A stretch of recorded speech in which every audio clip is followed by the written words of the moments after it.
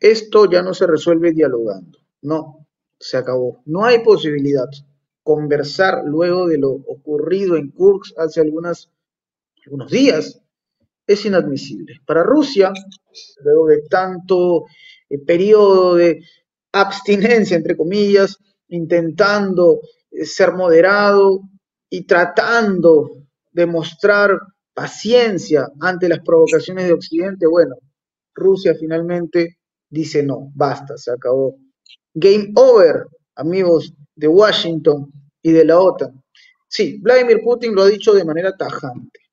Lo que alguna vez pudo haber sido una negociación, una reconciliación, un diálogo, ya no existe. Es un nuevo momento.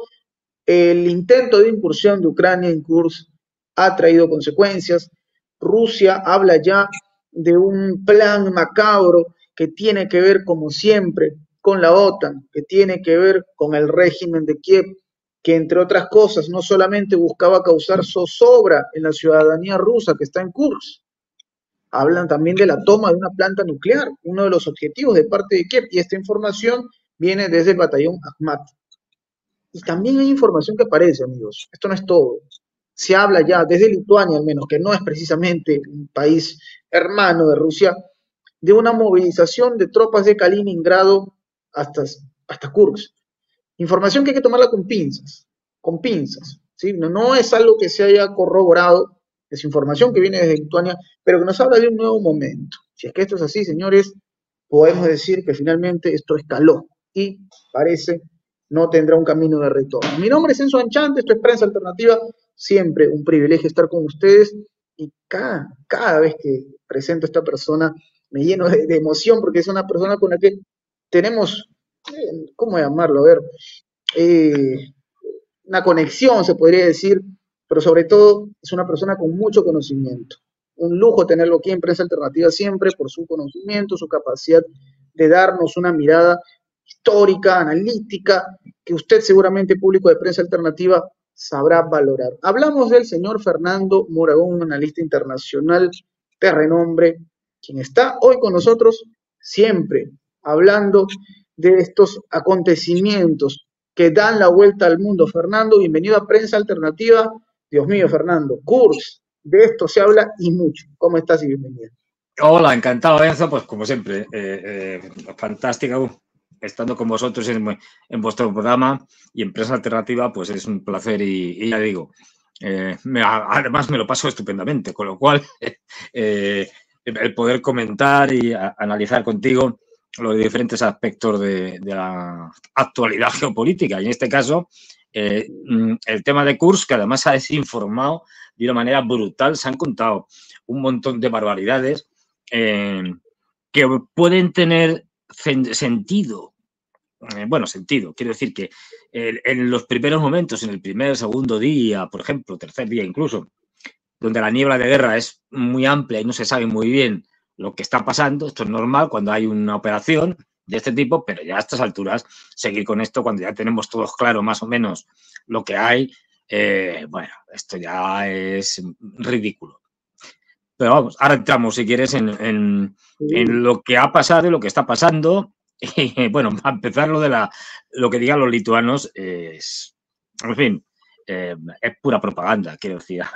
Es que divertido. O sea, fíjate qué cosa más absurda. O sea, tener que, bien por vuelo, que tendrían problemas porque tendrían que pasar o por Lituania o por Polonia, pero bueno, pero si no por mar, llevar tropas de Kaliningrado, que tampoco creo que haya mucha cantidad de tropas en Kaliningrado, pero bueno, para reforzar el frente de Kursk, es que tienen muchas más opciones más fáciles. No tienen, o sea, es complejísimo.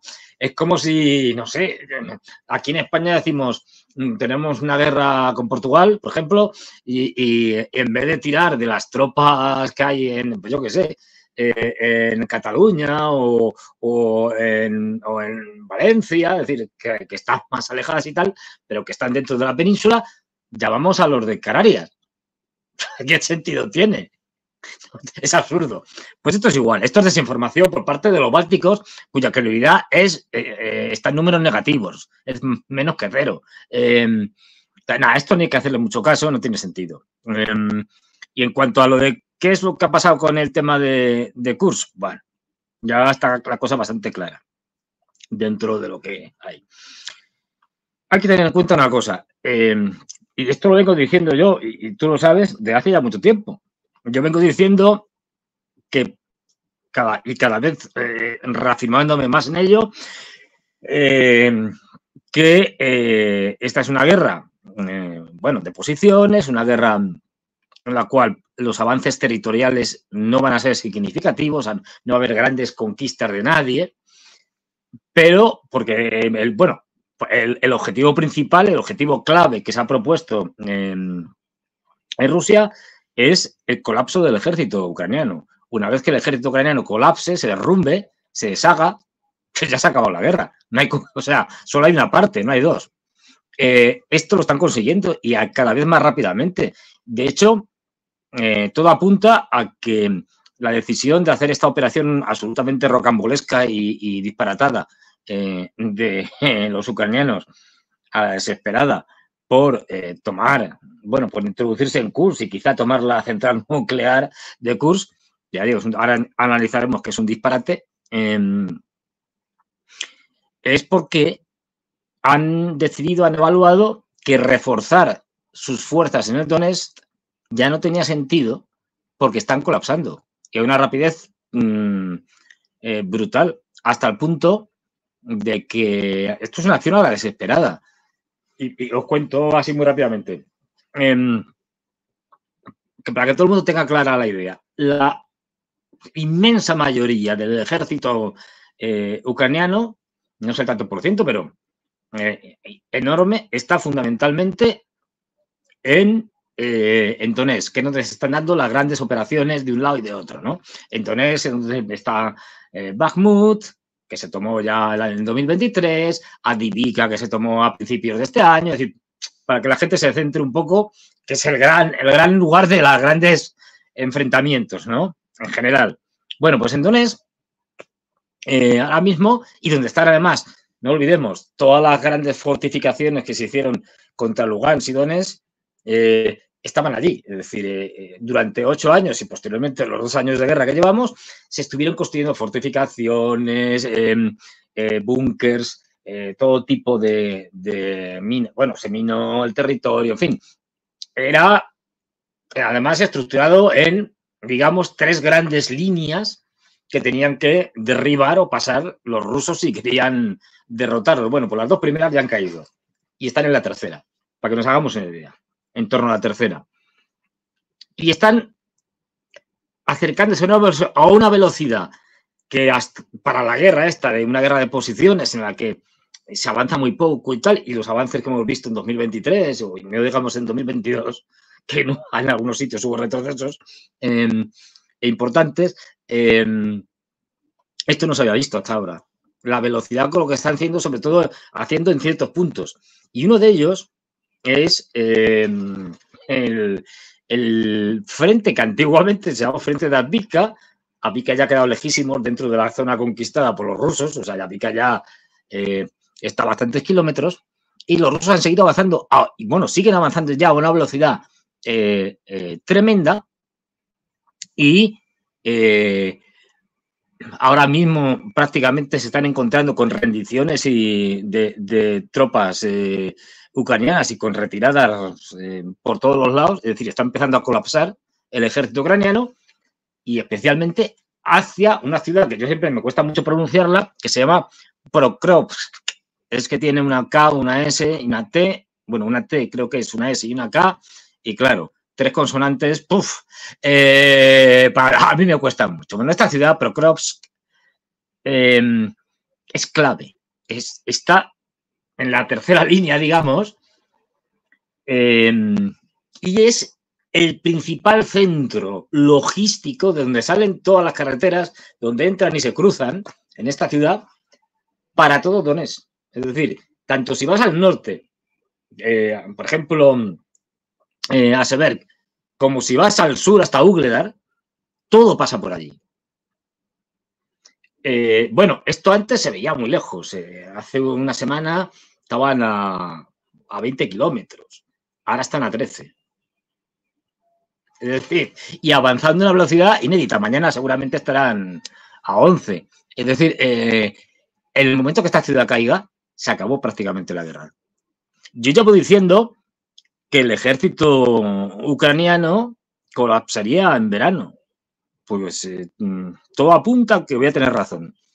Es más, incluso me atreví a decir que tal y como estaban las cosas, de agosto no pasaban y posiblemente de agosto no pasen. En el momento que colapse esta ciudad, se acabó. Porque ya no hay, detrás de Procros, básicamente, ya no hay nada. Ni tropas, ni fortificaciones, ni nada. Se acabó. Y además, no solo están acercándose a esta ciudad que es clave, sino que en el sur, una fortaleza Ugledar, que había sido un problema enorme para los rusos, porque desde el sur habían intentado tomarla por lo menos 3 veces, que yo recuerdo, y habían fracasado. Ahora, los avances que están haciendo han cortado la carretera que lo une con su principal centro logístico, es un nodo que también depende de Procrops, pero otro nodo importante, pero dependiente del otro. Es decir, que es la ciudad de... A ver si me acuerdo, porque siempre me confundo el nombre. De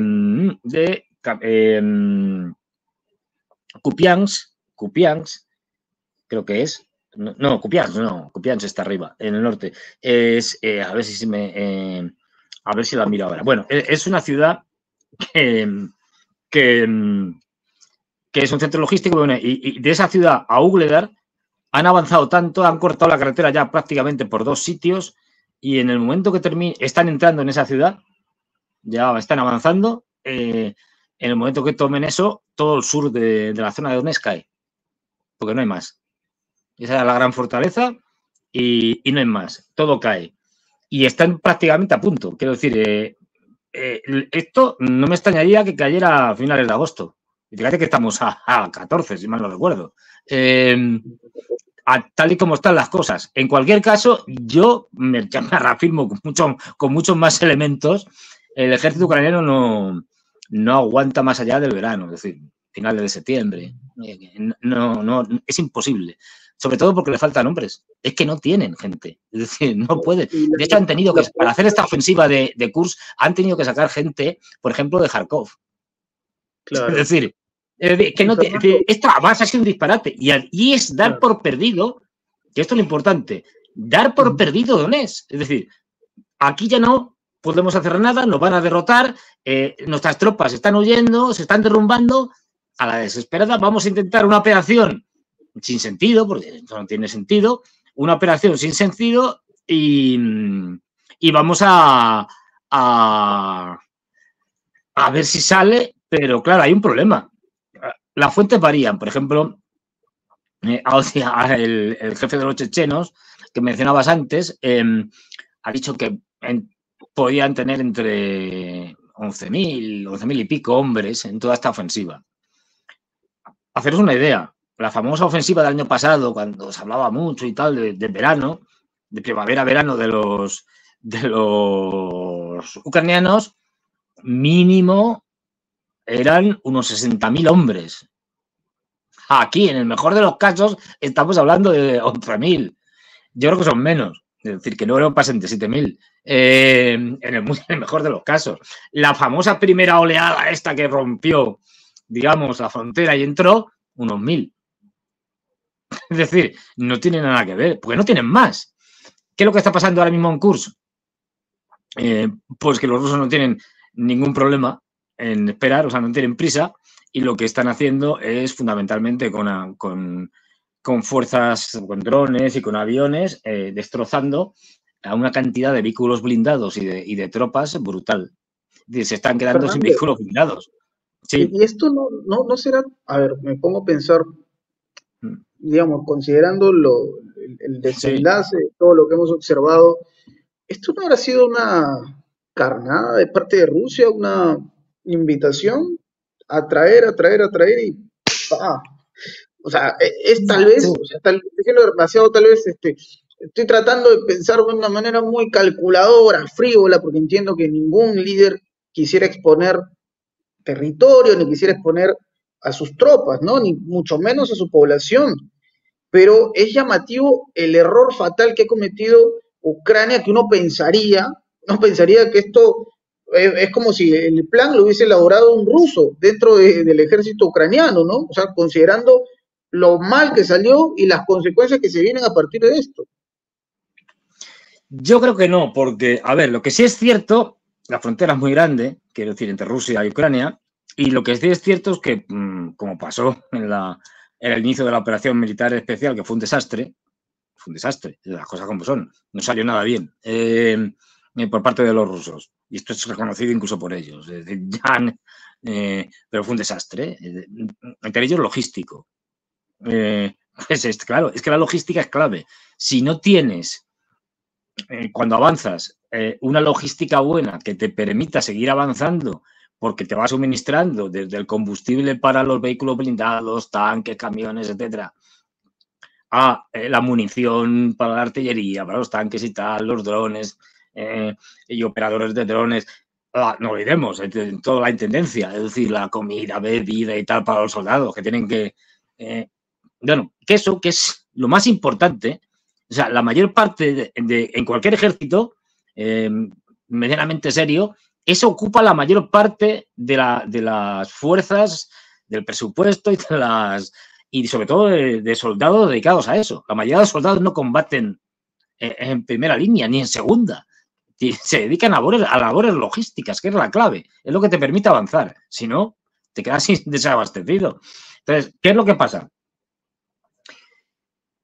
Que el plan que había, vamos, a ver, los rusos ahí, pues se les ha pillado un poco, digamos, despistado, porque tenían tropas territoriales, digamos, que fueron además que fueron unos voluntarios entrenados por Wagner en su momento, pero bueno, no eran, digamos, eran fundamentalmente gente con un entrenamiento básico para rechazar algún pequeño ataque, vigilar, etcétera.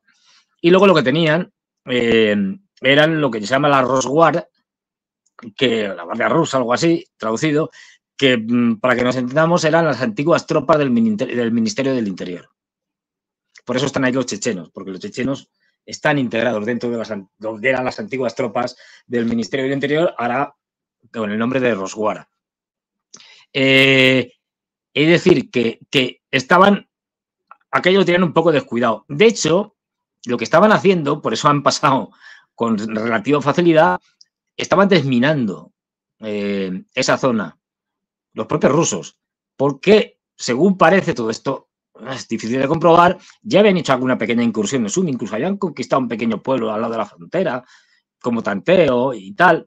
Quiero decir, habían hecho pequeños tanteos, a ver cómo estaba la cosa, y parece ser que había la idea de abrir otro frente en Sumi, igual que hicieron en Kharkov, para debilitar más aún a los ucranianos, con un frente nuevo y desconectado del otro. Es decir, más tropas allí.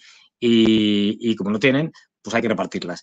Esto que lo habrían visto bien los ucranianos, pues habían dicho, por un lado, antes de que ellos lo hagan, vamos a hacerlo nosotros. Y además, pues nos montamos esta operación alocada de intentar tomar la central de Kursk, por ejemplo, si es que es el caso, porque puede haber otras opciones.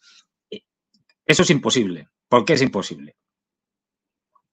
Esa idea de tomamos la central de Kursk, o sea, ese plan, y la cogemos como rehén, digamos, y entonces hacemos un chantaje nuclear a los rusos y decimos, o entramos en negociaciones de paz y tal, con estas condiciones, o saltamos por los aires la central de Kursk y aquí creamos un desastre que no veas. Eso no tiene ningún sentido, porque además los rusos no hubieran cedido, pero bueno. Pero aunque hubiera, es que no podía suceder por esto que estoy explicando, por la logística. Si no podían, que actualmente cuando vemos en los mapitas las típicas líneas digamos, que dividen a los dos bandos, eso es solo en parte cierto. Las tropas ucranianas desde el punto de vista logístico han podido avanzar muy poco. porque no tienen logística para ello. Han llevado todo lo que podían, y ni por esas. Y porque además los rusos también bombardean todas las vías logísticas, y la logística generalmente tiene que ir por carreteras. Puede ir por campo a través, pero más complicado, mucho más. No tienen. Es decir, y de hecho, las unidades que están en la línea más del frente son unidades muy pequeñas, muy móviles, pero con muy poca capacidad para hacer una operación medianamente seria. Son unidades que andan entre los 10 y 20 hombres, separadas y con una escasa coordinación, con lo cual, ya digo, si mal no recuerdo, la central de Kursk está de la frontera a unos 70 kilómetros, más o menos. 70 kilómetros para el ejército ucraniano es como para mí 2.000 o 3.000 o 5.000. Es decir, imposible. No tienes capacidad para ello. O sea, no puedes avanzar. Porque, bueno, y tampoco, a ver, y lo que tienen allí, cuando se van diciendo, no, es que han tomado tal sitio y tal, son, en el mejor de los casos, pueblos. La mayoría son aldeas. Es decir, que no estamos hablando de hecho, las cifras que dan los rusos, de que hemos evacuado, me parece que eran unos 70 y tantos mil. Es decir, pues es una cifra muy baja.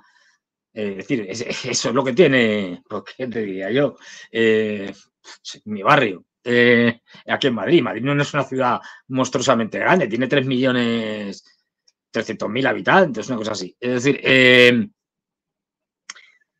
¿por qué? Porque allí lo que había en pueblos y aldeas, pues eso, y los han evacuado, y alguna, si quieres, alguna microciudad, por llamarlo de alguna manera.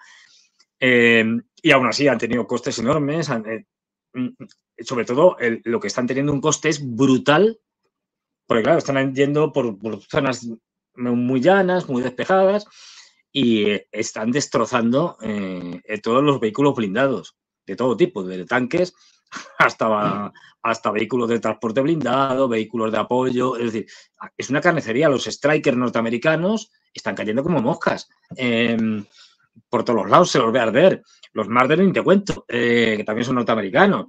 Estamos, ya digo, es una sangría ahora mismo de vehículos que, es decir, filmaos en vídeo, para que te hagas una idea, que no todos los vehículos que se destruyen se filman en vídeo, eso es que esté por allí un dron y que tenga bueno, casualidad, o esté preparando un ataque y tal, y que te lo filme.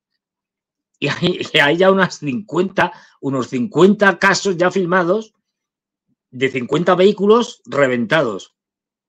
Estamos hablando filmados. Se habla ya de más de 100. Esto es un desastre.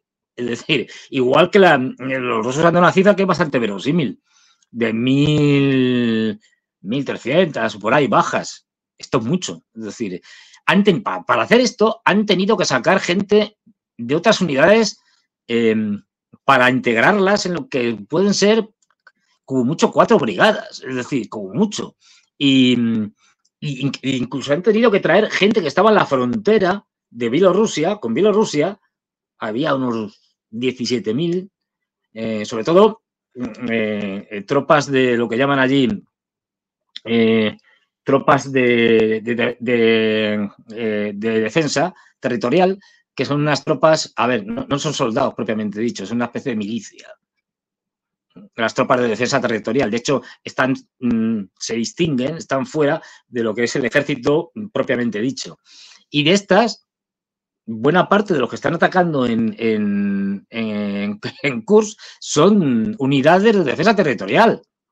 Es decir, no son unidades de calidad. Hay algunas unidades de calidad, pero además la poca defensa antiaérea que tenían, que la han llevado allí, se la están machacando. Han destruido un sistema Patriot, por ejemplo, que yo sepa. Es decir, 2 Buk, es decir, lo poco que les queda se lo están dilapidando a lo bestia los ucranianos allí.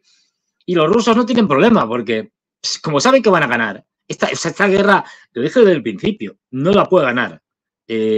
Ucrania es imposible, pero es que ya, vamos, ni que hubiera un milagro, ni por esas. Es decir, los rusos no tienen prisa, porque saben que ya están colapsando y que ya hay rumores incluso, no sé si serán verdad o no, pero está publicado de que los norteamericanos, los anglos,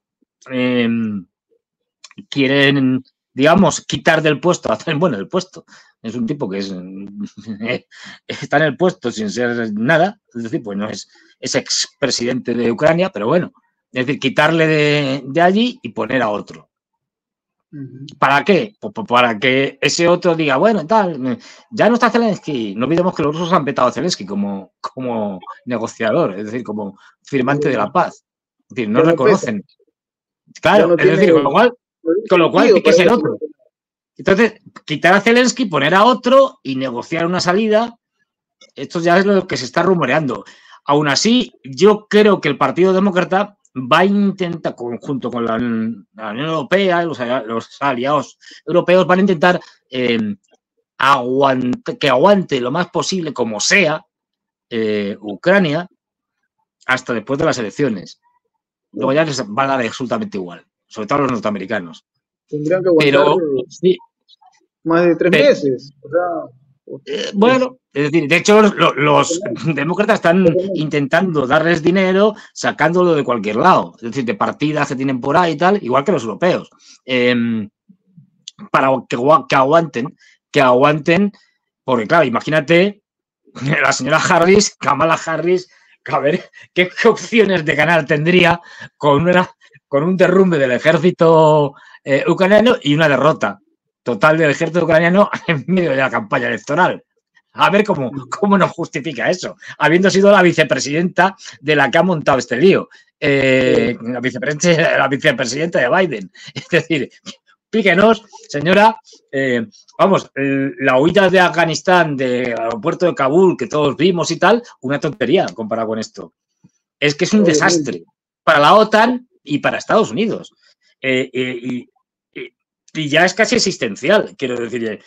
Esta derrota que va a tener Ucrania y que es inevitable, va a llevar, lo he dicho, y me reafirmo, que además a desaparición de facto de la OTAN, se va a hundir, ya hay unas tensiones internas muy importantes, y también de la Unión Europea. Es decir, la Unión Europea ya se está resquebrajando por muchos lados. Conocemos el caso de Hungría y de Eslovaquia, ¿no? Y ahora veremos qué tienen que ver Hungría y Eslovaquia con la ofensiva de Kursk. Y esos son los casos, digamos, más claros porque lo dicen abiertamente, que esto es un disparate, que hay que buscar una salida negociada, que hay que acabar con la guerra, que no hay que mandar más armas a los ucranianos, etcétera, etcétera. Pero internamente las tensiones internas de Meloni con la von der Leyen y demás son enormes, ¿no?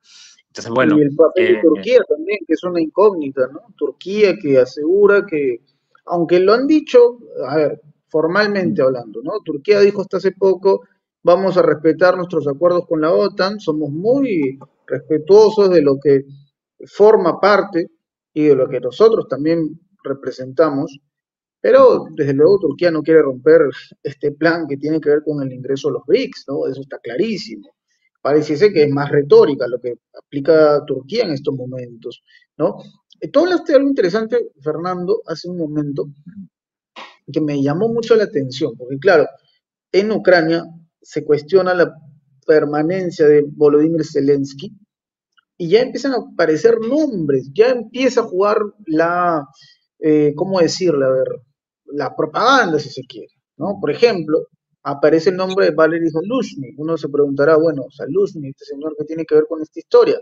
Como ustedes recordarán, era el comandante en jefe hasta que llegó Sirski. El punto es que una diputada ucraniana, Mariana Besuglaya, declaró en Telegram, y esta información ha tocado carne, ha dado la vuelta al mundo. Ella lo que dice, entre otras cosas, es Zaluzhny estaba en contra de la operación en Kursk, como tratando de hacer una comparación, poner una balanza. O sea, ya empezamos a notar en la propia Ucrania políticos, diputados, en este caso como Besuglaya, que empiezan a encarar las decisiones tomadas en el gobierno de Zelensky. O sea, ya se empieza a notar este resquebrajamiento, ya se empieza a hacer palpable, ya hablan de Zaluzhny y lo comparan con Sirski y por supuesto con el propio Volodymyr Zelensky, quien hasta esas alturas es el presidente ilegítimo de Ucrania. el factor Zaluzny y por supuesto la interna de Ucrania, Fernando, nos lleva entonces cada vez más cerca a lo que podría ser, o sea, entiendo yo, el colapso desde dentro de Ucrania. Completamente. Mira, ahora mismo, hoy estaba mirando los suministros energéticos de electricidad de Ucrania, que como sabéis, antes de la guerra era un gran exportador, como herencia de la Unión Soviética, tenía muchas centrales eléctricas, aparte de 4 nucleares, tenía térmicas, hidroeléctricas, en fin, de todo. Y era exportador, y ha sido exportador hasta, pues eso, hasta el principio de la guerra. Exportaba fundamentalmente al entorno de Polonia, República Checa, Eslovaquia, es decir, Hungría, etcétera, Rumanía, bien. Ahora ya no, ahora es importador, porque los ataques que han hecho sobre las infraestructuras eléctricas los rusos han destrozado una cantidad enorme de capacidad de generación de electricidad. Y ahora tienen que importarla de estos países, de Polonia, de Eslovaquia, de Hungría, de todos estos. Bien, si ves la gráfica, cada vez importan más. Pero eso no quiere decir que tengan más electricidad, cada vez tienen más cortes. Pero cortes ya que son cotidianos, es decir, de 6, incluso en algún sitio hasta de 12 horas, es decir, de electricidad. Luego, eso ya es un síntoma que además la gente lo nota y que empieza a verlo y dice, bueno, esto va muy mal. Pero es que, como tú bien señalabas, ya desde hace tiempo, pero cada vez más, las tensiones internas del grupo de poder, digamos, en torno a Zelensky, son mayores. Es decir, porque, como señalabas, Zelensky siempre ha sido un general que aspiraba a reemplazar a Zelensky. Zaluzny y Sirki se llevan a matar, no se tragan. Es decir, la mayoría de los militares estaban a favor de Zaluzny y no de Sirki, que tiene muy mala fama entre el ejército. Luego está la parte más pro-británica con Yermak, que es realmente la cabeza pensante, por llamarlo de alguna manera, el cerebro gris de Ucrania. No es Zelensky, que el hombre está dedicado a, en fin, como tiene problemas respiratorios, pues a utilizar algún tipo digamos, de polvos para el sistema respiratorio se le ponga bien. Bueno, pues no, es Yermak, que es el jefe de gabinete. Es decir, ese es el cerebro gris. Y si mal no recuerdo, no estoy seguro, antiguo productor de Zelensky, porque no olvidemos, Zelensky era un actor. Es decir, y trabajaba de eso. Otros están ya diciendo, otros candidatos, ¿no? Dentro del poder. Y eso. En la Rada, en el Parlamento, cada vez se oyen más voces disidentes diciendo que, oye, que con Zelensky esto ya no funciona. Otra cosa muy interesante, y es que desde hace mucho tiempo llevan, digamos, reclutando, entre comillas, metafóricamente hablando, personas a la fuerza por las calles, por los bares, por los supermercados, por todos los lados. Es decir, capturándolos, además hay miles de vídeos, capturándolos directamente y llevándoselos así por las buenas al frente. Es decir, te ponemos el uniforme, te damos un fusil, te entrenamos durante una semana. Bueno, ya lo interesante aquí es que ya desde hace por lo menos mes y medio, que yo recuerde, lo que se está viendo es que la gente se niega. Es decir, antes se los llevaban. Ahora incluso se intentan llevar a una persona y buena parte de la población que está por allí se enfrenta a los cazadores de reclutas de Zelensky. Incluso yo he visto cómo les pegan o cómo destrozan sus coches. Es decir, ya están hartos porque no están dispuestos ya a morir por nada. No tiene, es decir, no tiene ningún sentido. Con lo cual ya la población empieza a ver ciertas cosas muy mal. Otro síntoma de degradación de Ucrania, del Estado general de Ucrania. Y como la economía está por los suelos, pero por los suelos, hundida. Es decir, no hay dinero para nada. Eso es un agujero negro y no hay posibilidad ya de sacar dinero, por eso están los americanos y la Unión Europea y metiéndoles dinero como sea, porque es que no hay manera de sostener el Estado. Es decir, están a punto del colapso en todos los aspectos. Con lo cual, al final, esto va a crujir y no va a haber nada. Como tú señalabas, ahora entraremos en ello, no va a haber negociación ninguna. Que se olviden. Pero no va a haber negociaciones vamos, son imposibles las negociaciones desde que fracasó el intento serio de negociaciones en Turquía.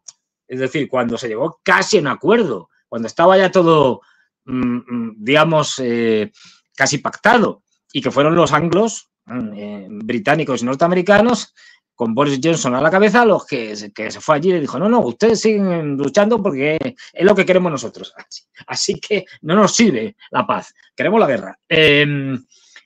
Y esa fue la última oportunidad real de una negociación. A partir de ahí hay que olvidarse. Y ahora ya, vamos, no va a haber negociación ninguna. Lo que va a haber es una derrota de Ucrania y una imposición por parte de Rusia de sus condiciones. Luego podemos discutir las condiciones que van a imponer. Si son estas, aquellas, bueno, pero no va a haber, no hay nada que negociar con un país derrotado sin ejército. ¿Qué vas a negociar? Hay que estar mal de la cabeza para negociar con alguien a quien has vencido. Es decir, y los vencedores imponen, no negocian, imponen condiciones y los perdedores la aceptan. Ha sido así toda la vida. Fernando, ¿y terminará Ucrania convertida en un estado fallido? O sea, alguna vez María Zaharova irónicamente dijo esto, ¿no? Que gracias a la OTAN, Ucrania va camino a su desaparición. Parecen ser palabras premonitorias. ¿Será que veremos a una Ucrania, o tal vez, no sé, el fin de Ucrania como la conocemos? Hablamos de un nuevo capítulo, una nación fragmentada, ¿no? No sé, ¿qué es lo que le esperaría a esta Ucrania una vez ya doblegada en su totalidad? A ver, yo creo que ahí Sájarova se equivoca completamente. Ucrania ya es un estado fallido.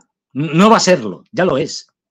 Está sostenido artificialmente, como los enfermos terminales, ¿no? Artificialmente por un montón de máquinas, los enfermos terminales, por el dinero y el armamento de Occidente y por los soldados que hay occidentales, que los hay, no lo olvidemos. Y no son mercenarios, son soldados. En fin, la guerra, el problema es que la guerra ya, bueno, nunca fue una guerra de Rusia contra Ucrania o de Ucrania contra Rusia, no. Es una guerra de la OTAN contra Rusia. Ucrania es sacrificable, por eso va un poco igual, entre comillas. Pero el problema es que es una guerra con la OTAN.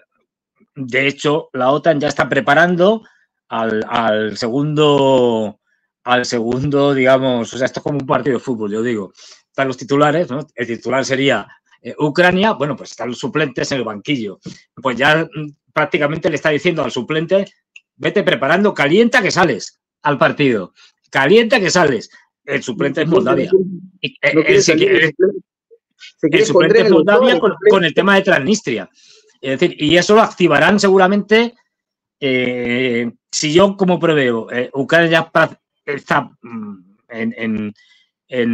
pues eso, en septiembre ya ha caído prácticamente, aunque queden retazos y coletazos y tal, pero ya está derrotada. Y hay elecciones, además, en Moldavia, creo recordar que en octubre, pues puede estar después de noviembre una revolución. Bueno, ya no hace falta, porque el gobierno actual de Moldavia ya es un gobierno pro-OTAN completamente. La presidenta María Sandu es una alumna de Soros. Es decir, de George Soros. Todo eso, el 20, ¿Es en octubre? 20 por ahí, ¿no? Sí, 20 de octubre. Pues eso, sí. Va a ser un buen momento. Sí, sí. He perdido. ¿Tú me ves? El 20 de octubre, tal cual. Sí.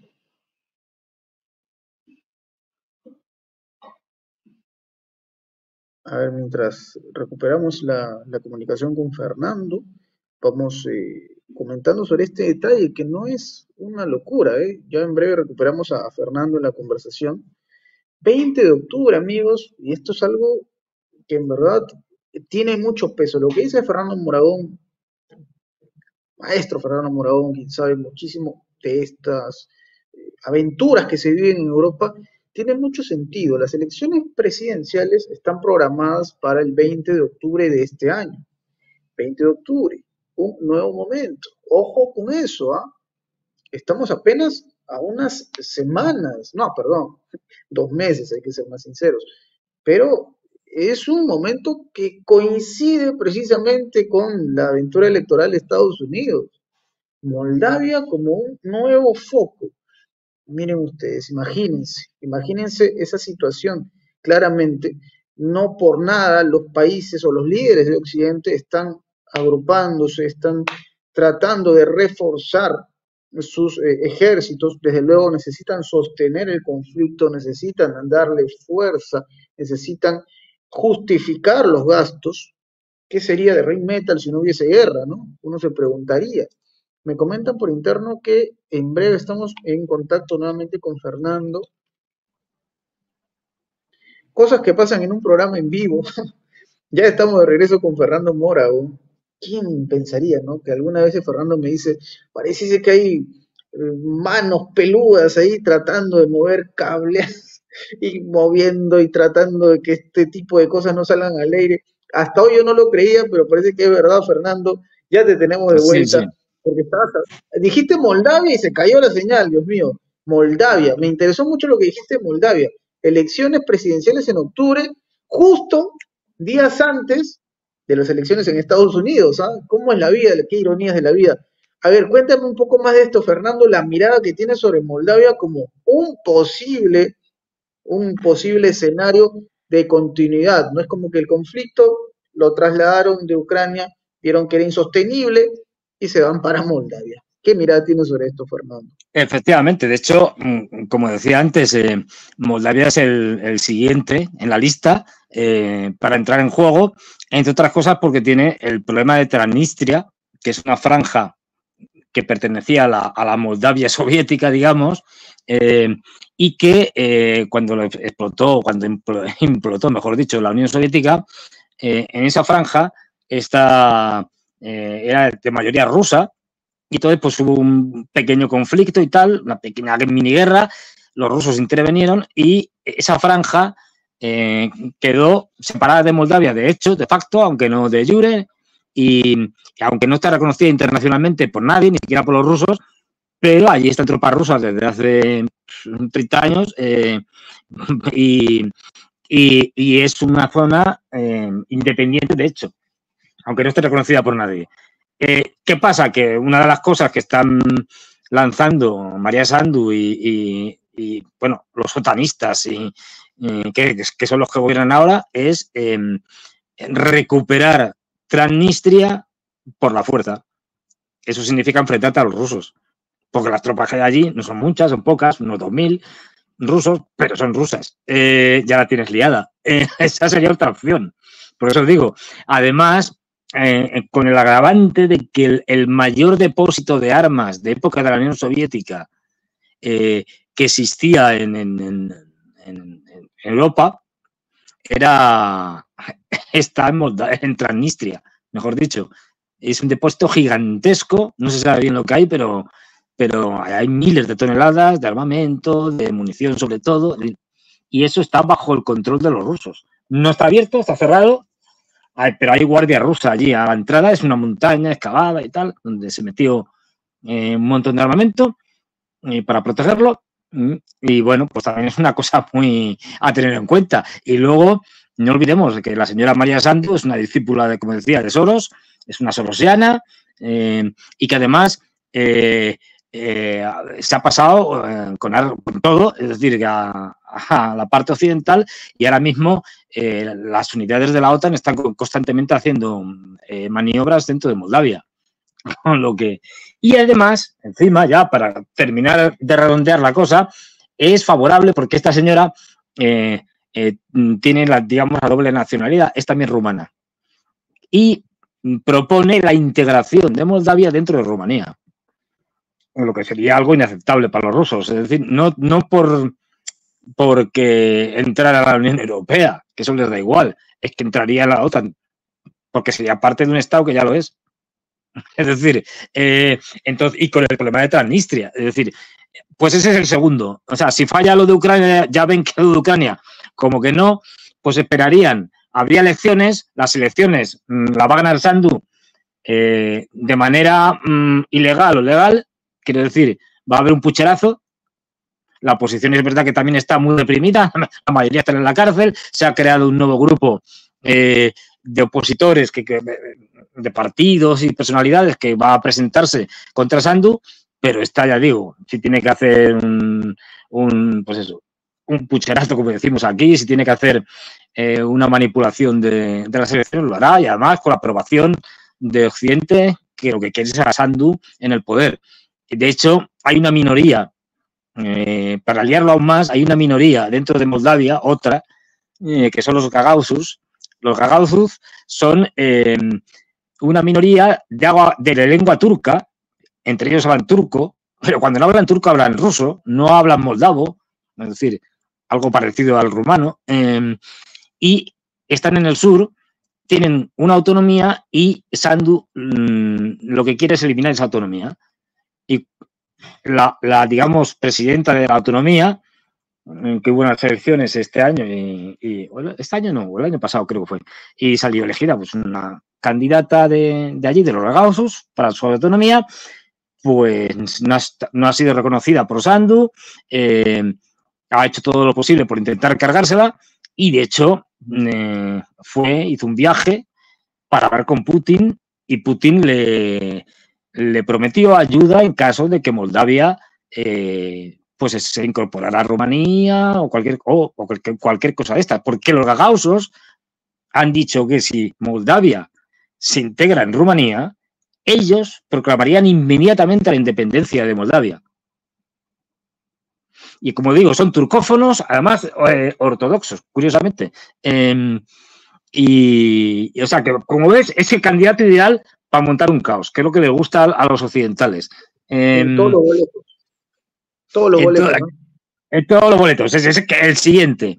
Pero esperarían, daría el pucherazo, tal, no sé qué, la oposición protestaría, todo esto llevaría a que pasaran las elecciones norteamericanas y ya a partir de ahí se activaría el tema, pues con un intento, por ejemplo, de la presidenta de integrar Transnistria por la fuerza, que provocara a intervenir a los rusos, en fin, ya habría que ver cómo se organiza aquello. Pero es el siguiente candidato, o sea, candidatos no le faltan.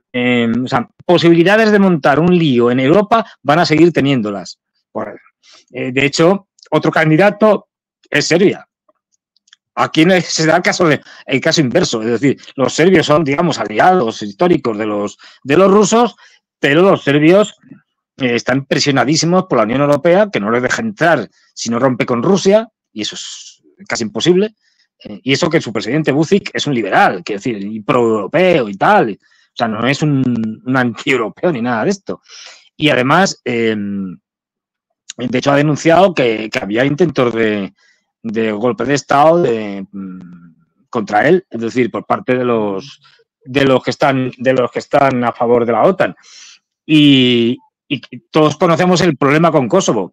Kosovo, que perteneció a Serbia, que fue la guerra de Kosovo, fue la primera gran guerra de la OTAN después de la desaparición de la Unión Soviética, bueno, se ganó como se ganó, es decir, de una forma un tanto peculiar, y Kosovo se hizo independiente, aunque no está reconocida por muchos países, entre ellos España, por ejemplo, pero sí por otros. ¿Y qué hay en Kosovo?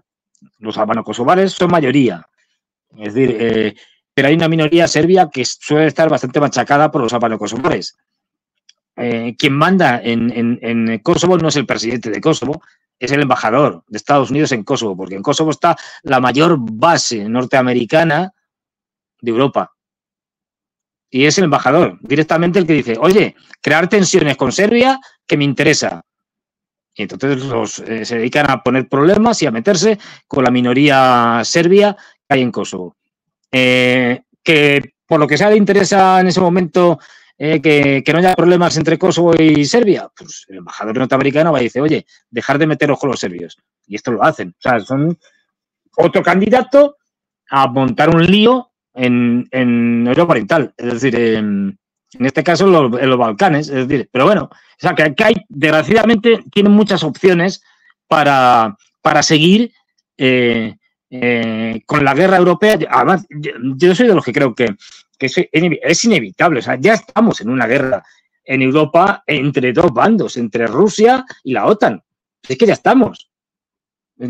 A ver, si tenemos soldados allí peleando, y esto dicho por los occidentales, por el canciller Scholz, es decir, es que es una cosa, estamos allí peleando con soldados, peleando, no de instructores, enseñando, no, peleando, manejando armamento tecnológicamente muy complejo que no pueden manejar los ucranianos para, pues eso, atacar a las fuerzas rusas y por lo tanto disparando los HIMARS o los Patriot, es decir, pues si ya estamos allí, los franceses, los británicos, los norteamericanos, los polacos, pues si ya están allí luchando, que no luchen bajo la bandera de Polonia o de Estados Unidos, pues ya están allí.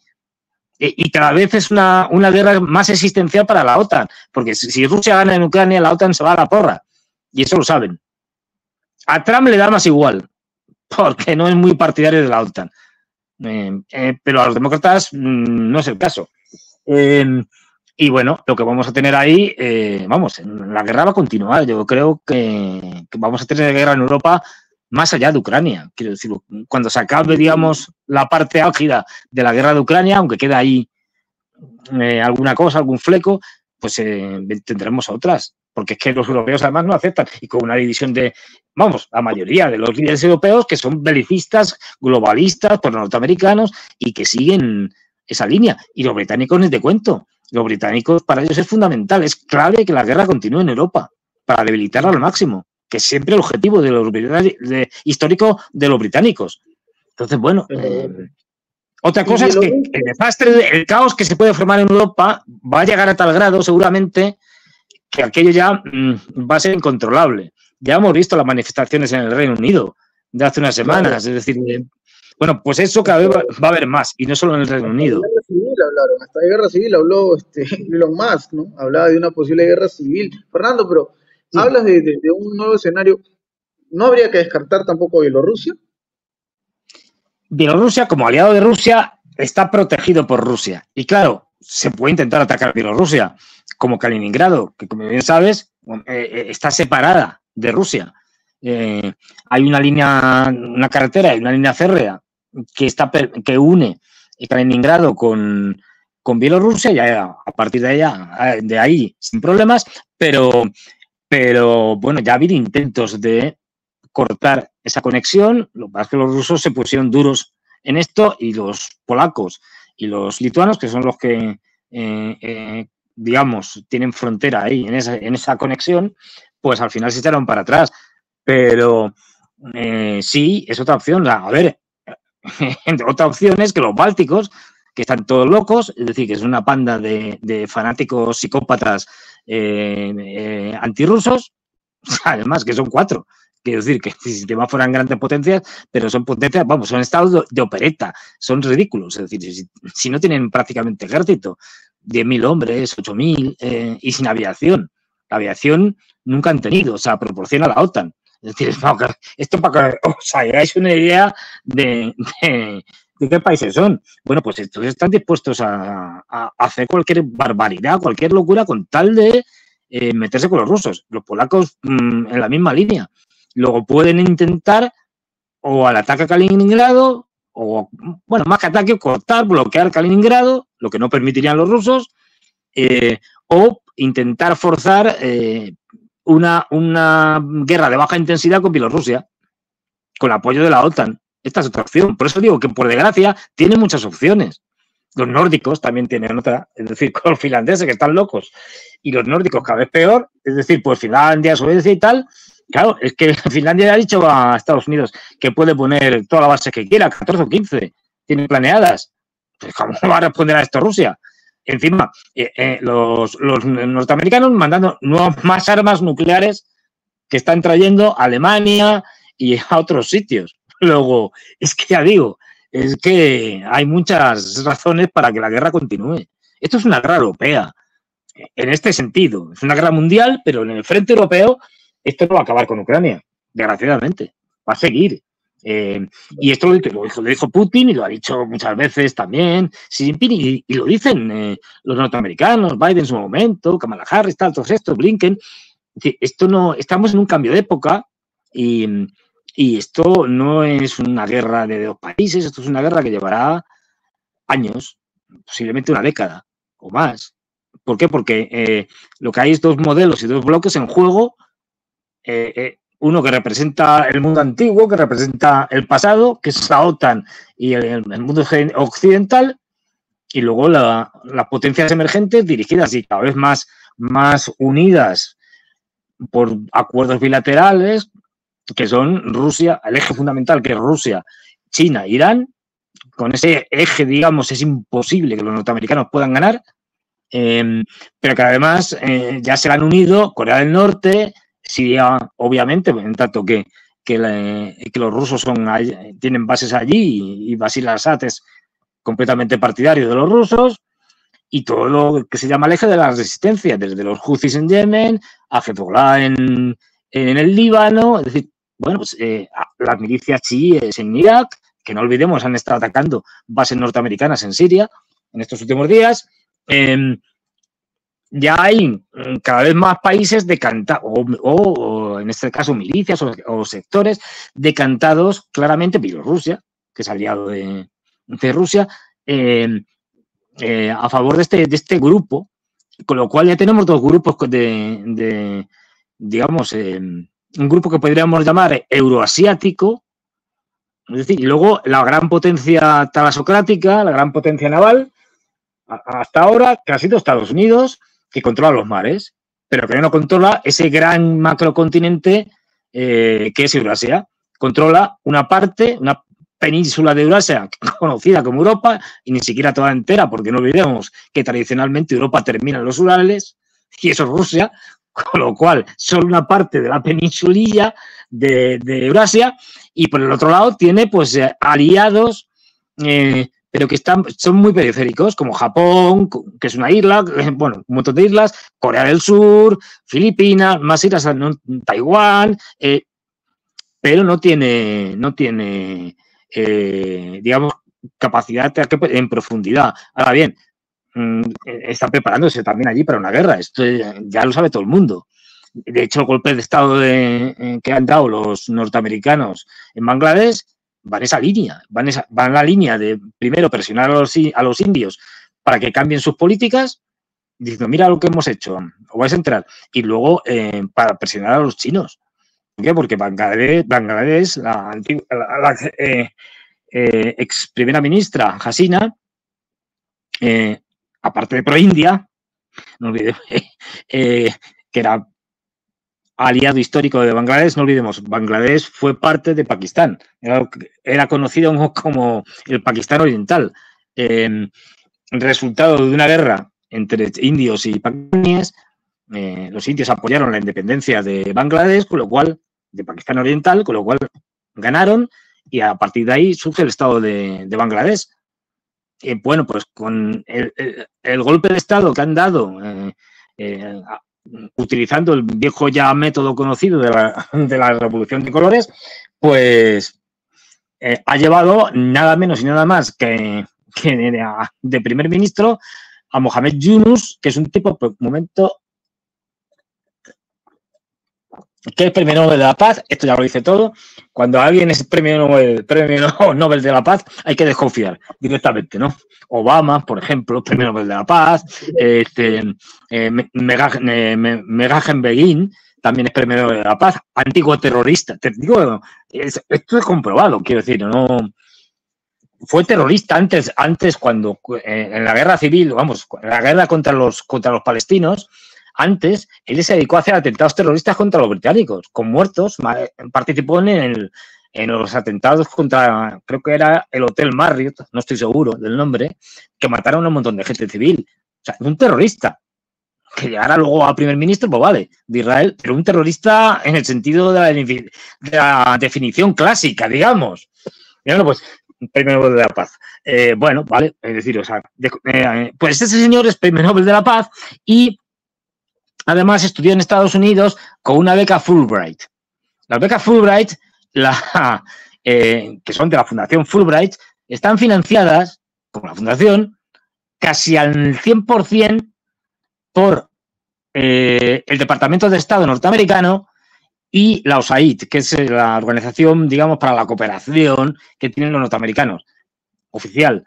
La USAID, por cierto, depende directamente, es una rama del Departamento de Estado. Vamos, que lo financia todo el Departamento de Estado, con diferentes variantes. Pues este señor estudió en Estados Unidos con una beca Fulbright financiada, además becas muy bien pagadas, estamos hablando de becas de lujo, pagada por el Departamento de Estado. Esto los americanos lo hacen mucho porque es una forma de captar gente que ellos ven que puede ser valiosa y que una vez que estudian en Estados Unidos, en fundaciones, universidades, etcétera, y que hacen sus programas, luego cuando vuelven a sus países pueden ser dirigentes, políticos, intelectuales, lo que sea, que pueden ponerse que se van a poner del lado de Estados Unidos porque ya sí han sido captados. Bueno, pues este señor,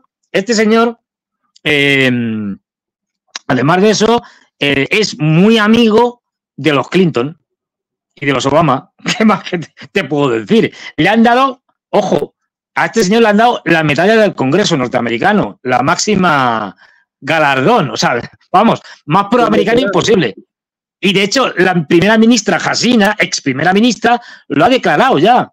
Ha dicho, a ver, yo me fui para evitar un mayor derramamiento de sangre y esto ha sido un golpe de Estado, lo ha dicho tal cual, dirigido por Estados Unidos porque yo me negué a que una isla que hay pequeña en el Golfo de Bengala, perteneciente a Bangladesh, la isla de San Martín, fuera cedida a Estados Unidos para construir allí una base militar. Así de claro lo ha dicho. Resultado, los norteamericanos han dicho, pues toma palo.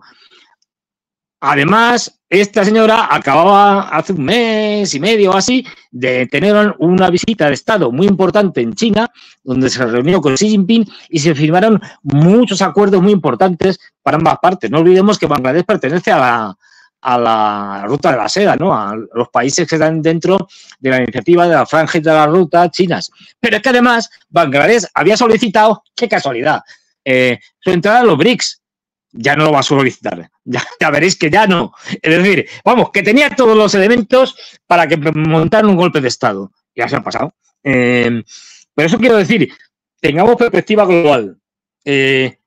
No veamos solo la guerra, por ejemplo, de Ucrania como algo ucraniano, incluso europeo. No, Estados Unidos está haciendo la guerra en todo el mundo.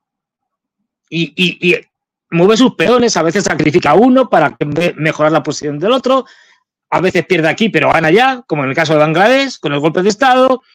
En África, ya veis, hay combates por medio de África, es decir, desde Mali, donde el ejército de Mali, junto con los ex-Wagner, es decir, los rusos, están combatiendo a las milicias Tuareg y a varias milicias yihadistas apoyadas por franceses y norteamericanos. Esto, nada nuevo bajo el sol, vamos, hasta Sudán, donde hay una guerra civil en la que una parte está apoyada por Rusia y otra parte está apoyada por Estados Unidos. Es decir, y así podemos seguir. Es decir, no pensemos que esto es una cosa, no, ni siquiera de Ucrania o de Oriente Medio, no, ahora mismo se está luchando ya en muchos sitios, y más que va a haber cuando le toque el turno, desgraciadamente, a China. Y eso puede ser el año que viene. Tiene muchas papeletas. Dios, yo me lo tomo en serio, Fernando. Tú cuando dices, no es que tú veas el futuro, pero tu análisis permite más o menos pintar un panorama. Este 2025, vaya que va a estar cargadísimo por muchas cosas, por muchas cosas, porque ya podemos confirmar tal vez si se consolide dónde continuará el conflicto en Europa, y comparto contigo, estoy convencido que estos locos lo van a llevar a otro lado. Sí. ¿Es una realidad? No es una realidad ahora mismo, pero ya se veía venir, lo que pasó en Ucrania se veía venir. Esto, por supuesto, traerá seguramente más y más inversión en armamento, ¿no? Más muerte sin sentido, en fin, es una realidad bastante cercana, lo digo porque, insistimos, esto, como tú planteas, es un modelo que se puede replicar en otras partes del mundo. Hace poco en Venezuela también pasó lo propio, Lo país mismo. que está a la expectativa de ingresar a los BRICS y que justo en este momento histórico la gobernabilidad, hay que decirlo, y que no se tome mal lo que voy a mencionar a continuación, empieza a tambalear por las presiones externas. Esperemos estas cuestiones se aclaren por el bien de los venezolanos, de la ciudadanía.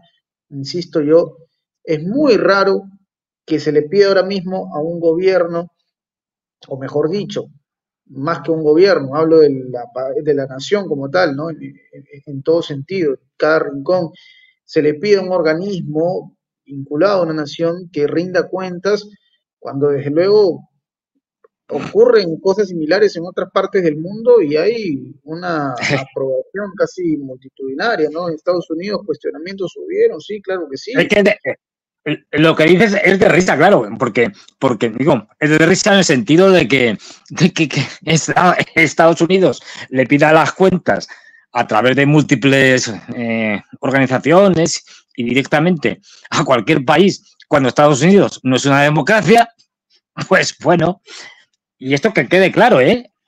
Si queréis un día dedicamos a analizar desde la Constitución de Estados Unidos, donde no aparece la palabra democracia nunca. Es decir, lo que es Estados Unidos es una república oligárquica, pero nada más. Es decir, no es otra cosa. No hay democracia real ninguna. Ahora lo estamos viendo de una forma muy clara. ¿Cómo se ha elegido a la señora Kamala Harris? Por un voto online. ¿Pero qué es esto? Es decir, esto le va ni de República Bananera. Tal cual, de República Bananera, en fin. Fernando, ha Sí, sido, hemos tocado muchos temas interesantísimos, por supuesto. Acá ya la producción me pide que redondeemos esta conversación que siempre, insisto, es nutritiva para nuestra audiencia. Yo te quiero agradecer y no podemos terminar esta conversación sin una reflexión, Fernando, sobre lo que hemos conversado, ¿no? El mundo llega a un momento nuevo siempre, yo insisto con este detalle. Estamos haciendo un seguimiento. Esto es como cuando el mundo gira y uno no lo percibe, porque desde luego hay una explicación física para esto, ¿no? El mundo está girando, nadie se da cuenta. Bueno, la guerra está avanzando hasta, digamos, escenarios insospechados y pareciese que es algo cotidiano, ¿no? Pero están cambiando las cosas, son nuevos momentos, no es lo mismo, el ayer no es lo mismo que el mañana, hay cosas que están cambiando dramáticamente. Fernando, ¿qué reflexión nos dejarías luego de esta conversación? muy, muy rápidamente, pues ni yo mismo lo pensaba hace un par de años, pero lo que estoy viendo es, bueno, estamos ante un cambio de época, en el sentido más duro del término. Y lo que estoy viendo es un derrumbe a una rapidez inusitada de Estados Unidos, del imperio norteamericano, con sus vasallos. Y esto está cayendo, pero a peso, a una velocidad espectacular. El gran problema, que vengo yo diciendo desde hace mucho, es que este imperio, el imperio norteamericano, salvo que se metan en una guerra civil que no es descartable, va a morir matando. Es decir, no va a dejar de ser la potencia hegemónica mundial así por las buenas y que los chinos ocupen el primer puesto. No. Yo creo que al final esta alianza, digamos, chino-ruso-iraní ganará, pero el coste enorme. No lo sabemos todavía, pero la Segunda Guerra Mundial, en cuanto a destrucción y muertos, va a ser una tontería comparado con lo que se nos viene encima, con lo que ya está pasando. Es decir, porque no creamos que en Ucrania mueren tres soldados. No sabemos las cifras, pero si sumamos la de ucranianos y rusos, estamos hablando de varios cientos de miles de muertos. No está mal, ¿eh? Es decir, para empezar, ¿y para qué hablar de los bombardeos del señor Netanyahu? Pues de 40.000 para arriba los muertos. Sí, que vamos sumando. Y esto no ha hecho más que empezar. Estamos ante un cambio de época. Una época que empezó después de la Segunda Guerra Mundial con el dominio de Occidente y el gran imperio americano, desaparece la Unión Soviética en 1991. Queda uno de los dos continentes que se cree que puede hacer de todo como el gran imperio, y esto ha finalizado, ha acabado. Ese periodo, esa época, ya no sirven. Sus instituciones ya son obsoletas, ya son disfuncionales, como la OTAN, como la Unión Europea, como incluso como Naciones Unidas. Esto ya no sirve para nada. Están fuera de contexto, ya no son útiles. Entonces, bueno, estamos viendo esa caída. El problema es que Estados Unidos se vaya a llevar por delante todo lo que pueda. Y ese es el gran problema. Y que en esta locura, los Estados Unidos o alguno de sus aliados, Israel ya lo ha dicho, que están dispuestos a usar armas nucleares contra Irán. Pues se le vaya a la cabeza y haga alguna barbaridad. Y a partir de ahí, si entramos en una guerra nuclear, se acabó. Ahí sí que nos podemos despedir todos porque se acabó la humanidad. Y esto es un riesgo real, pero muy real. De ahí, esta es una de las razones que rusos y chinos a veces nos parezcan excesivamente prudentes. Y es que tienen un enemigo que es todo lo contrario, extraordinariamente imprudente. Y esto lleva a una situación muy peligrosa. La más peligrosa de la historia de la humanidad, mucho más que en la Guerra Fría. Así que hay que, de verdad, que la gente se conciencie, porque esto no es una guerra más. Como siempre ha habido guerras, bueno, no. Estamos en un momento, en un periodo, en un momento histórico crítico. Así que veremos qué pasa. Así es, crítico, con todas sus letras, y por supuesto, creeremos, esperemos no de manera ingenua, que al final de la historia, al final de este proceso que se está viviendo actualmente, prevalezca la razón, ¿no? Tal vez soy muy ingenuo, tal vez demasiado optimista, pero ¿qué queda? Sino que pensar en esto y, por supuesto, levantar la voz ante esta situación. Es importante, ojalá que no corten, no apaguen la voz de aquellos que están mirando este escenario con bastante preocupación, ¿no? Parece que son voces incómodas, las cuales intentan callar de diversas formas. En fin, Fernando, yo te quiero agradecer por esta conversación que hemos tenido. Y por favor, cuéntale a nuestro público dónde te podemos encontrar aquí en YouTube. Pues nada, todos los viernes a las 9 horas de Madrid ponemos ahí también los horarios en diferentes partes de Latinoamérica, y ahí me dedico yo a contar mis cosas por mi cuenta, y luego también los domingos con Ezequiel Bistoletti en un programa a las 11, a partir de las 11 de la noche, hora también de Madrid, y ahí me podéis ver también con algún programa los jueves, mañana, concreto, con Ariel Gutiérrez, es decir, y bueno, ahí también me podéis ver, o sea que os iré poniendo las cosas, se lo pasaré a mis amigos de Prensa Alternativa y me podréis ver, oír y contar cosas antes de que me terminen de censurar completamente y ya no me dejen decir nada. O que, como a veces un amigo y yo hablamos medio en broma, medio en serio, vamos a acabar, tal y como está Europa y el camino que lleva, vamos a acabar en la clandestinidad, haciendo cosas en los sótanos y casi, porque el camino que lleva Europa es desastroso. O sea, no se puede ir peor. Bueno, así que en eso estamos. Esperemos que no pase, que tenemos desde un búnker, imagínate, ojalá no lleguemos a esos extremos. Fernando, muchas gracias. Igual en la descripción del video aparecerá el enlace para que usted pueda sumarse a este canal, a este espacio, y pueda disfrutar de Fernando Moragón y todas sus exposiciones, miradas, análisis de lo que está pasando ahora mismo en el mundo. Fernando, nuevamente te agradezco. Un abrazo para ti desde donde estoy. Gracias a ti. Gracias, Fernando. Y querido público, nos reencontramos muy pronto. Esto es Prensa Alternativa. No olviden suscribirse, es totalmente gratis. Comenten, compartan, denle me gusta al video. Nos ayudaría muchísimo que tengamos usuarios activos, ¿sí? Muchas gracias. Hasta la próxima. Hasta luego.